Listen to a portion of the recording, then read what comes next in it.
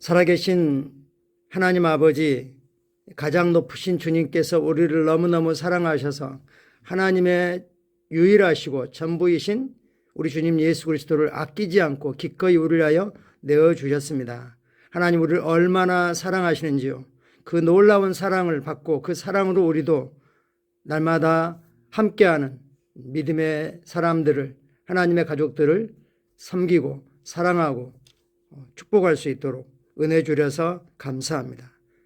주님의 사랑을 삶으로, 말로 선포하고 나타내게 하시니 감사합니다. 성령이 오늘도 말씀으로 우리를 부르셔서 말씀 안에서 세워지고 강하게 하시고 전진하게 하셔서 감사합니다. 주님 감사합니다. 주님 사랑합니다.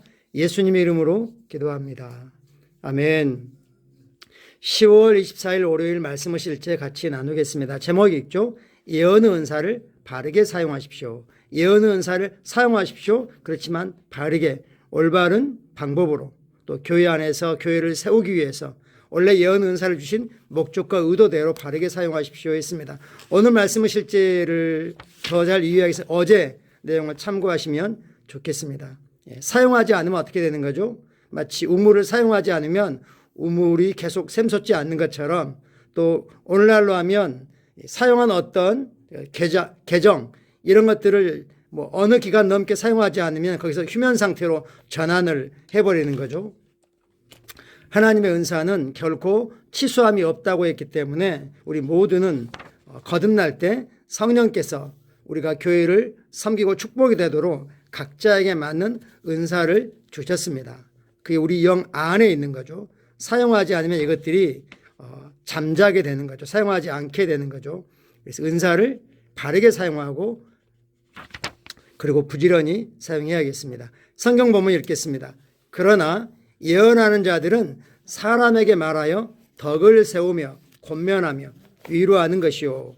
방언은 하나님께 알지 못하는 언어로 하는 것이고 하나님과 비밀을 나누는 건데 사람은 알아듣지 못한다 그랬습니다. 그러나 예언은 사람들이 알아듣는 말로 그들이 이해할 수 있는 언어로 하나님의 마음을 전달하여 덕을 세우고 능력을 개발해주고 권면하고 위로하는 것이 신약의 예언의 목적입니다.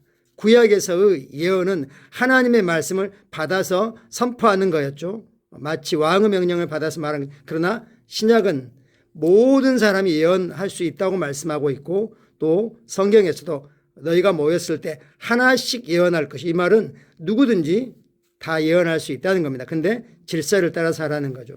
예언하는 자는 덕을 세우고 권면하고 위로하는 것입니다.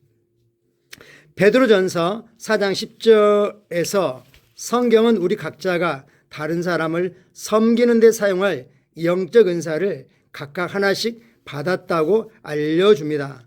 그는 또한 이러한 은사들을 남용하거나 오용하지 말라고 말씀하고 권면합니다.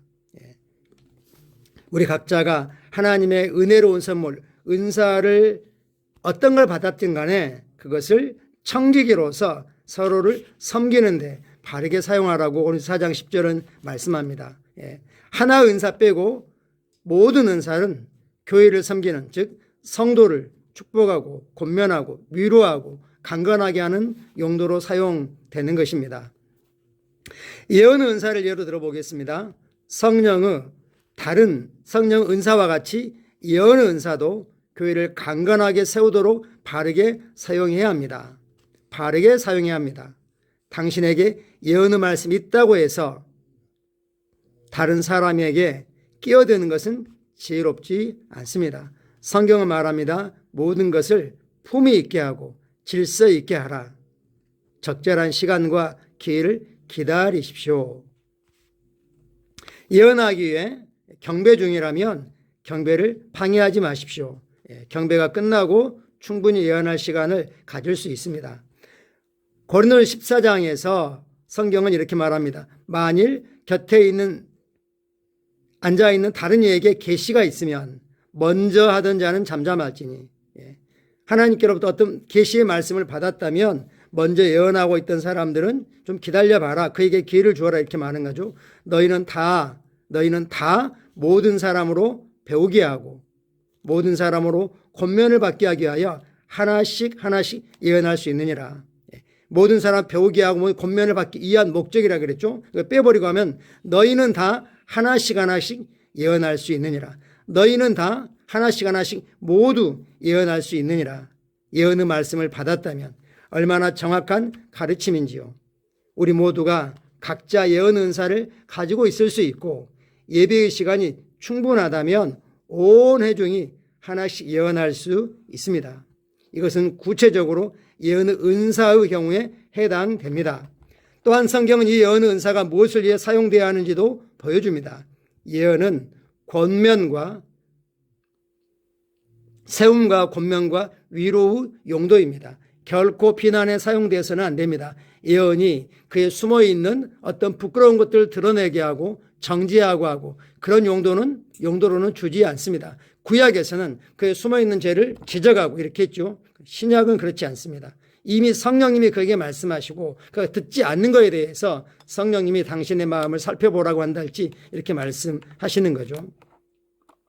영적인 은사들을 바르게 사용하면 하나님의 영광을 받으시고 교회가 성장합니다. 예언 은사를 바르게 사용하십시오. 그러면 당신의 삶과 사역과 교회에서 비약적인 도약과 끝없는 성장을 보게 될 것입니다. 할렐루야. 사실 우리는 예언을 바르게 사용하는 것보다 일단 예언을 하기 시작해야 되죠. 그래서 그럴 기회들을 모임 때 예언하기 위한 예언을 해서는 안 됩니다. 주님이 주신 감동이 있다면 주님께서 이러이러한 마음을 주십니다. 이렇게 말씀할 수 있죠.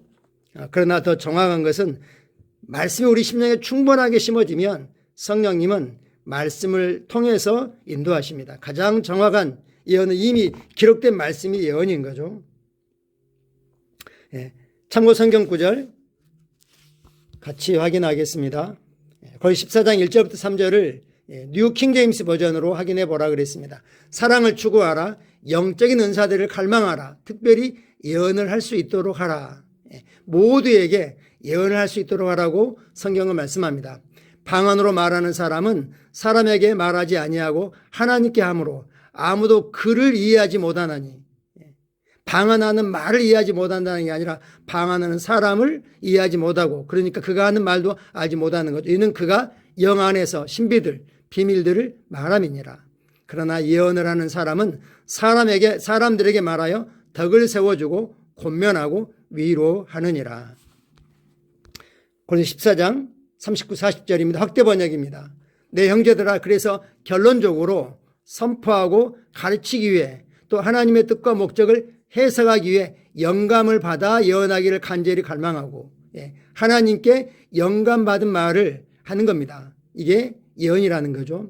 또 그것에 너희 마음을 두고 있어라.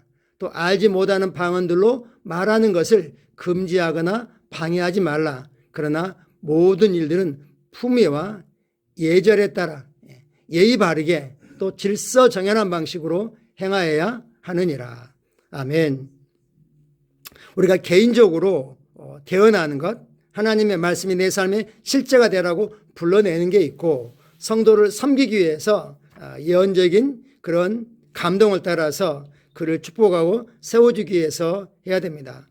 그때 주시는 예언은 해기 목사님 책에 근거하면 전체 문장을 다 주시는 게 아니라 어떤 느낌들, 단어들, 한 구절들 시작하면 그 다음에 성령의 흐름을 따라가면 완전하게 이렇게 나온다고 말씀하고 있습니다.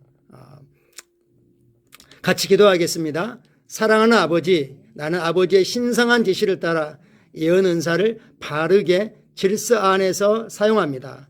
나의 말은 다른 사람들을 세우고 권면하고 위로하며 그리스도의 몸을 강화합니다. 예수 이름으로 기도합니다. 아멘. 무조건 좋은 것이 좋다고 말하는 게 아니라 목적이 분명합니다. 예언은 그들의 믿음을 세우고 그들의 영을 강건하게 세우고 그들의 덕을 세우고 권면하고 위로하고 그리고 그리스도 몸인 교회를 즉 성도들의 모임을 강하게 하는 거라고 말씀하고 계십니다. 오늘도 스스로에게 예언할 뿐만 아니라 가장 무리가 없는 사랑하는 가족들에게 예언적인 감동을 따라서 아침에 등굣길에 또 출근하는 길에 예언으로 축복해 보시면 좋겠습니다. 감사합니다. 사랑하고 축복합니다. 오늘도 주님의 은혜가 위로부터 넘치게 신선한 기름 부음과 함께 성도들에게 부어지고 있음을 인식합니다. 감사합니다.